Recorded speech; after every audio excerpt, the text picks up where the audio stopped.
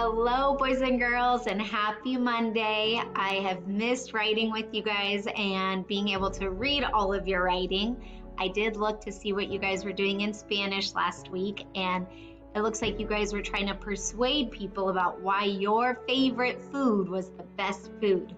So we are going to continue with persuasive writing this week, but today, since it's Monday, I thought it would be nice if we did our verbal storytelling. So just like we were doing it in class, I'm going to have you think of what you want to share. You're going to share it with somebody in your family, and then you're going to do your writing. So in this video, I'm just going to show you how I'm thinking about my weekend and what I did. And then in the next video, I'll show you how I'm doing my writing. So right now, let's everybody think, what did you do this weekend?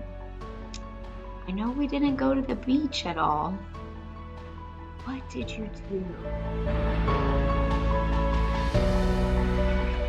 Put your fingers to your head, it helps you think. Okay, I know what I'm gonna share. Are you guys ready? If not, you can pause the video.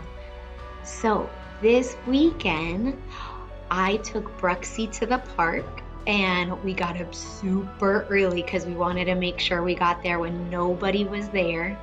And Bruxy was so happy because she found a baseball and she loves playing with the balls. So we threw the baseball for a little bit, and then when she was tired and wouldn't give us the ball back, we knew it was time to go home. So that was probably my favorite thing from the weekend because it was the only thing I did where I got to leave the house. So now in the next one, I'm going to show you how I take my story of going to the park and playing with the ball and finding the baseball and playing with it, and how I'm going to put that into my writing. Remember, when you're doing your writing, I want you to have a beginning, a middle, and an end. Or you can say it by first, next, last. Okay, guys, I can't wait to hear what you did this weekend.